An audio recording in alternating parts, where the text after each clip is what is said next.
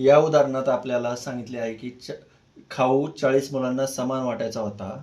10 मुले वाढली त्यामुळे प्रत्येकाला खाऊ 2ने कमी पडला. बरोबर? तर अशा वेळी काय करायचं? सुरुवातीची मुले 40 आणि नंतर वाढलेली 10 म्हणजे किती झाली? 50 मुले. बरोबर? खाऊ कितीने कमी पडला? 2ने. म्हणजे तो किती कमी पडला? 100. बरोबर? 100 कमी पडला. जर आपल्याला 100 खाऊ 10 मुलांना वाटायचा म्हणजे किती? प्रत्येकाला 10 वाटायचा होता. बरोबर?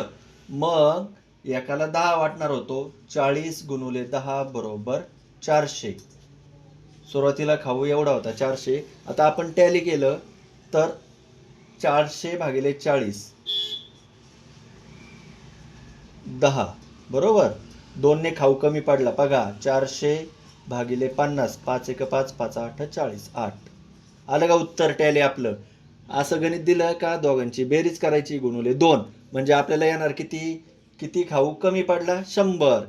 बरोबर? 100 खाऊ कमी पडला. 10 मुलं होती. 10 भागिले 100 10.